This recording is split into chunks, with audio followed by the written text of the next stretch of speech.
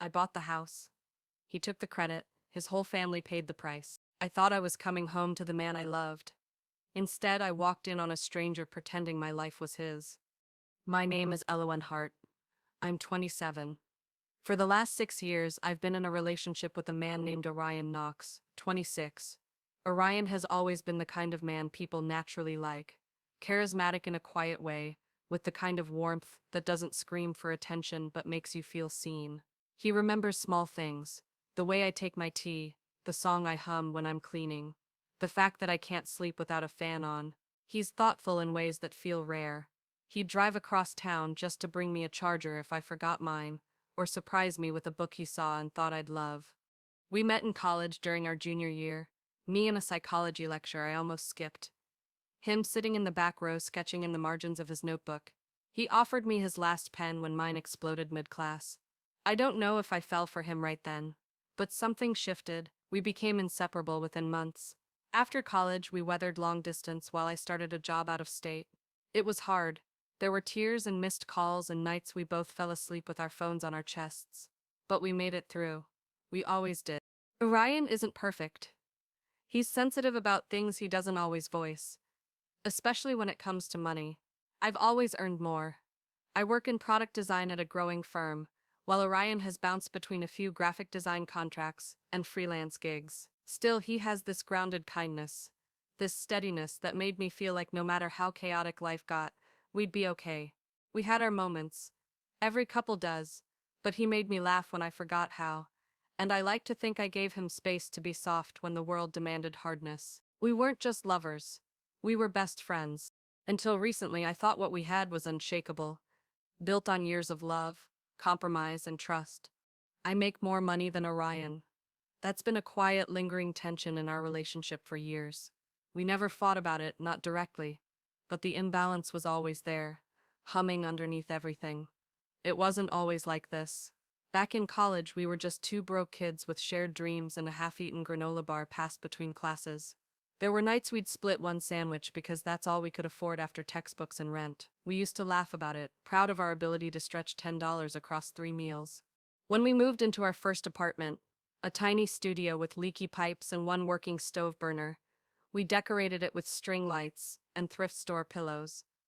It was cramped, but it was ours. We were a team, building something out of very little. We both worked part-time jobs, studied late into the night, and made instant noodles feel like date night. But after graduation, everything changed. I landed a position in a mid-sized design firm that quickly promoted me into product development. My salary jumped. My benefits improved. Within a year, I was earning enough to start saving seriously. Meanwhile, Orion struggled to find consistent work in his field. He freelanced, picked up side gigs, and poured his heart into his art, but the financial return never quite matched the effort. I always admired his passion, but I could see how it wore on him. It started small, the sighs after another rejected pitch, the quiet dinners where he'd stare at his plate a little too long. He tried to hide it, but it was there. The weight of not being able to contribute equally began to press down on him. His smile dimmed in conversations about future plans. He avoided eye contact whenever I brought up money, even casually, like asking if we should open a joint account or create a budget together. Sometimes, when the check came at restaurants, I'd see a flicker of shame cross his face before I reached for my card. He never said anything directly, but I could feel it. In the way he'd brush off conversations about finances, in the way he never wanted to talk about splitting bills proportionally, even though I made nearly double his income. There were times he insisted on paying for small things, groceries, gas, just to feel like he was contributing, and I let him. Not because I needed the help, but because I understood that for him, it wasn't about money. It was about identity. And he contributed in other ways. He cleaned the apartment top to bottom every Sunday, meal prepped for both of us when I was swamped at work, and made sure the laundry was always folded before I got home. If I had a stressful week, he'd surprise me with my favorite takeout or run me a bath. He never let the emotional labor fall solely on me. When I got sick, he was the one up every few hours with medicine and tea. When my car needed new tires, he drove me to work without a single complaint until I could get it fixed. It wasn't flashy or financial, but it was care, consistent, loving care. And in many ways, it meant just as much. I never held it over his head. I was raised to believe that love isn't about dollar signs. And honestly, I never minded covering more, especially when it meant we could live comfortably. What mattered to me was that we were in it together. I never flaunted what I had. I still wore my old jeans, still cooked dinner at home most nights, still let him pay for the occasional takeout even though I could afford more. I didn't need grand gestures. I just needed honesty and shared effort. I never once looked down on him. In fact, I admired the way he kept trying, even when it was hard. And he did try. So many times Orion promised me that he would get there, that one day he'd be in a place where he could take care of me the way he felt I deserved. He'd say things like, "I just need a little more time," or "You've been carrying us, and I won't forget that." Those words meant everything to me. They made me believe we were building toward something. That one day, all this struggle would turn into something beautiful. That was the dream I held on to. That was the faith I kept pouring into it. Or at least, I thought we were. He never said anything directly, but I could feel it. In the way he'd brush off conversations about finances. In the way he never wanted to talk about splitting bills proportionally, even though I made nearly double his income. I never held it over his head. I was raised to believe that love isn't about dollar signs. And honestly, I never minded covering more, especially when it meant we could live comfortably. What mattered to me was that we were in it together. Or at least, I thought we were. A year ago, I did something I'd been working toward for nearly a decade. I bought a house. Back then, Orion and I were still living in that same small apartment we'd shared since our early 20s. It was cluttered, drafty in the winter, and stifling in the summer. The walls were thin, the upstairs neighbors were loud, and we had to jiggle the bathroom sink just right to get it to stop leaking. Every time we turned on the microwave, the lights dimmed in the kitchen. We made it work for years, telling ourselves it was temporary. But over time, the charm wore off, and I found myself yearning for a place that felt stable, permanent, mine. I started looking at houses in secret. Not because I didn't want Orion involved, but because I didn't want to pressure him. He wasn't in a financial place to contribute, and I knew that made him uneasy. The search wasn't easy either. I toured more than a dozen homes, each one either too expensive, too far from work, or lacking that feeling. You know, that instant gut sense of belonging. I almost gave up a few times. At first, he was excited too. We sat at the kitchen table dreaming out loud about a real home. No more jiggling pipes, no more thin walls or flickering lights. We talked about getting a dog, maybe turning the sunroom into an art space for him. We even joked about where we'd put the Christmas tree. And when I said I think we should go see it, he agreed. Then one day, I found it. A little two-bedroom on a quiet street, full of trees and charm. It had a sunroom that faced the backyard, a creaky porch swing, and wild rosemary growing by the fence. It was a fixer-upper, yes, but it had soul. The kind of place I could imagine us growing old in. I came home that evening practically buzzing with excitement. I showed Orion the listing, my eyes lighting up as I described every corner of the house. He said, "It's beautiful, Elle, but maybe we should wait. Keep saving. We've made it this long in the apartment. What's a little longer?" That hit me harder than I expected. I'd been patient for so long. I'd lived in that cramped apartment for years longer than I wanted to because I believed we were working toward something. But I couldn't do it anymore. I couldn't go back to cold floors and noisy neighbors and pretending that the space we were in didn't make me feel stuck. I told him as much, not angrily, just honest. But when we toured the house a few days later, something shifted. I fell in love with it immediately. Orion, though, started pulling back. As we stood on the front porch afterward, I could feel his energy change. "It's my money," I said, "and I'm not letting a house like this slip away because you're scared. I need to move forward, Orion. I need to feel like we're going somewhere." He got defensive. He said he didn't want me to blow all my savings on something that might add pressure to our relationship. He reminded me he couldn't contribute financially. I reminded him that I didn't need him to. Not for this. What I needed was his blessing, not his bank account. He was quiet for a long time. And then he nodded slowly, not really agreeing, more like surrendering. So I signed the papers, drained my savings, and bought the house outright. When we moved in, Orion slowly warmed up to it. And honestly, who wouldn't? Compared to our old apartment, this place felt like a dream. We had actual space. A living room that didn't double as a bedroom, A kitchen where two people could stand without bumping into each other. A washer and dryer that didn't require quarters or a walk down the block. The bathroom had actual water pressure, and the windows opened without sticking. We had a backyard where we could breathe. And for the first time, it felt like we weren't just surviving. We were living. I could tell he was still adjusting to the idea that the house wasn't just a roof over our heads. It was a symbol of everything I'd worked for. But he didn't let that stop him from showing up. He threw himself into making the space ours. He helped me pick out paint swatches and argued with me in that playful way of his, over which shade of off-white belonged in the hallway. He spent an entire Saturday cursing over a flat-pack bookshelf, and another weekend learning how to install a ceiling fan from YouTube. We had our routines. Sunday mornings in the sunroom, sipping coffee with the windows cracked open. Movie nights curled up on the new couch we bought on clearance. He planted herbs in the garden and talked about maybe building a little shed out back one day. And even though he didn't contribute financially, he contributed in ways that mattered, small acts of care that made our house feel like a home. I would come home from work to find he'd unpacked another box or rearranged the bookshelves to feel more balanced. He started cooking more, saying it was the least he could do while I handled the mortgage. He'd surprise me with candles in the bathroom or string lights over the back fence. There were moments, so many of them, when I felt nothing but warmth and pride and love for what we were creating together. For a while I thought things were fine. But just when life was beginning to settle, just when the house had started to feel like home, like we had finally found our rhythm, something shifted. Orion and I had dinner with his extended family, a big bustling gathering at his mother's place to celebrate his cousin's engagement. There were at least 20 people squeezed into the backyard, kids running between folding tables, paper lanterns strung through the trees. It was the kind of night that smelled like barbecue and beer and nostalgia. I brought a bottle of wine. Orion helped his uncle set up the grill.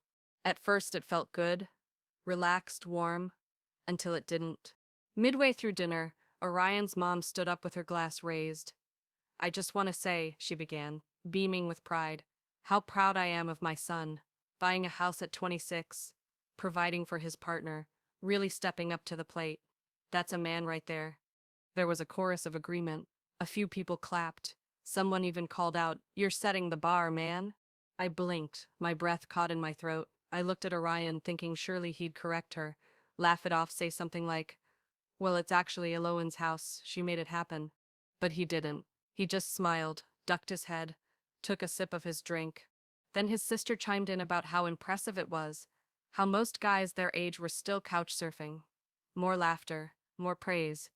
I just sat there, hands gripping my glass, cheeks burning, not from pride but from a dull, creeping shame I didn't know I could feel in front of people who weren't even mine. Still, I waited.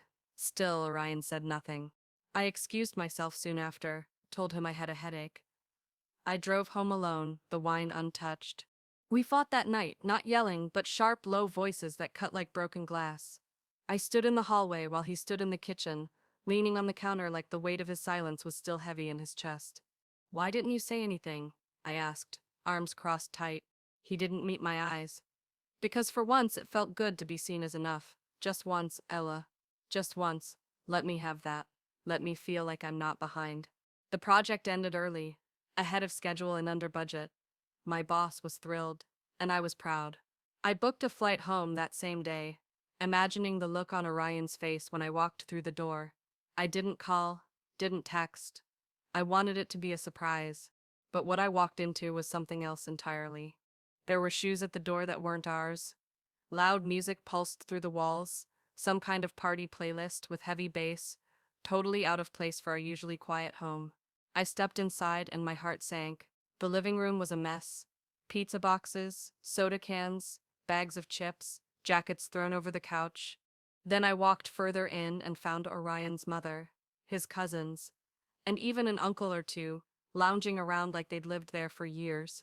One teenager was playing video games on the TV. A little kid chased a ball down the hallway. The kitchen table was covered in grocery bags and half-empty bottles. Plates in the sink, laundry hanging from chairs. The sunroom turned into a makeshift bedroom with someone's suitcase on the floor and blankets spilling off the futon. I blinked, stunned. Orion wasn't even home. His mother looked up and gave me a cool once-over. "Oh, you're back early. Orion told us this is his house. Said you were away on business." I said, "This is my house. I bought it. I own it. You all need to leave." She scoffed. "No, sweetheart, my son bought this house. He takes care of you. We're not going anywhere." My hands were shaking. I walked straight into the bedroom, pulled out the file folder with the deed and mortgage statements, came back and held it up. You have 10 minutes to pack, or I call the police. They didn't believe me. Until I did. Even with the officers standing there, they argued, called me dramatic. One aunt said, "You don't throw family out over a misunderstanding." Another muttered she's delusional, always thought she was better than everyone. His uncle rolled his eyes. Typical thinks because she's got some papers and a decent paycheck she can push people around. Orion's mother stood near the doorway, arms crossed, voice dripping with disdain. "He's been telling us for years how hard he worked to get here, how he bought this place to give you a better life. And now you're claiming it's yours? You really believe we're going to buy that story?" It hit me then he hadn't just lied by omission. He'd built a whole persona, a fantasy. In their eyes, he was the successful, responsible one, the provider, the man who made it. And I was the girl he supported, the dependent, the one lucky enough to be chosen. And still, Orion didn't show, until the last bag was packed. He arrived looking panicked, like the weight of everything had just landed on him. As soon as he stepped through the door, he launched into apologies, hands raised as if he could physically calm the storm he'd created. "Hello, in, please. Can we just talk?" They needed a place to stay. I didn't think it'd be such a big deal. I just wanted to help to look like someone they could be proud of. "Proud of what, Orion?" I snapped, the words cutting sharper than I intended. "Letting your whole family live here without asking me? Lying to them? Letting them walk around like they own the place, like I'm just some guest in my own home?" His jaw tightened. "It wasn't like that. I was going to tell them. I just needed—" "No, you needed them to see you as the man who owned this house, not the man whose girlfriend made everything possible. That's what this was. It wasn't about them needing a place. It was about you. Your ego." He flinched. "Do you think that's fair? You have everything, Elle. You have the career, the money, the house. You never needed me for anything, and I just wanted to feel like I brought something to the table." "So you brought lies? That's what you brought. You brought humiliation. You stood there and watched your mother tell me I didn't belong here and said nothing." He looked away, voice low and broken. I didn't know how to stop it. I shook my head. "You didn't want to stop it. That's the truth, isn't it? You liked it. You liked the praise, the approval, even if it was built on something that wasn't yours." He stepped forward, eyes pleading. "Please, just let me keep this, Elle. Let me keep the image, just this once." Something inside me cracked so loud I swear I felt it in my ribs. "Get out." He froze. I said, "Get out, Orion. Now." And when he didn't move, I picked up the phone again. My fingers trembled as I dialed the station. I asked for the same officers who had come earlier that day, my voice steady even though my insides were unraveling. This time, it wasn't a bluff. This time, it was the only way I knew how to reclaim what was mine. They came back, 2 officers in uniform. As soon as they stepped inside and saw the chaos still lingering, scattered belongings, raised voices, and the looks of defiance from Orion's family, their expressions hardened. One of the officers asked calmly, "Ma'am, do you have proof of ownership?" Without saying a word, I handed him the folder, deed, mortgage, every signed paper. He flipped through it, nodded, and turned to the group. "You are not listed as tenants. You were not given permission to reside here. That makes this unlawful occupancy." Pandemonium broke out. Orion's aunt shouted that it was all a misunderstanding. One cousin started filming on his phone. His uncle raised his voice, demanding to speak to a lawyer. And through it all, Orion's mother stood like a pillar of indignation. "She's just trying to embarrass us. This is his house," he told us. "He takes care of her, not the other way around." The officer raised a hand. "That's irrelevant. The documents speak for themselves. Unless the homeowner decides not to pursue this, we're required to issue citations and fines for unlawful occupancy." The room went cold. Orion still hadn't spoken. He just stood there watching everything unravel, watching his illusion collapse brick by brick. I looked at him, looked him in the eye and said, "Yes, I'm pressing charges." That's when he broke. He dropped to his knees, hands over his face. "Eloan, please, please don't do this. I didn't mean for it to go this far. I just wanted to feel like someone for once. I just wanted them to be proud of me. But it was too late. The officers began writing up citations. Each adult was fined $500 for unlawful occupancy, a number that hit harder than any argument I could have made. His family looked stunned as the reality set in. They weren't going to jail, but the financial sting was real and immediate. There were groans, rolled eyes, and angry whispers about how unfair it all was. His mother shot daggers at me, muttering about humiliation. His uncle accused me of betraying good people. No one looked Orion in the eye as they collected their things and filed out quietly, the energy completely drained from the room. I opened the door and waited until he walked through it. The next morning, Orion came back, alone. No bags, no excuses, just eyes red and face drawn. Please, Elle, don't press the charges. I'll pay the fines. I'll make it right. Just don't let this be the last thing we are. I made a mess, I know that. But I swear to you, I never meant to erase you. I just didn't know how to stand next to someone like you without feeling small. I looked at him, and then he said it, the thing that made my heart twist and my stomach clench. I can't even afford the fine, Al. I don't have it. Neither do they. Please, please don't let my family suffer for a mistake I made. Just give me a chance to fix it.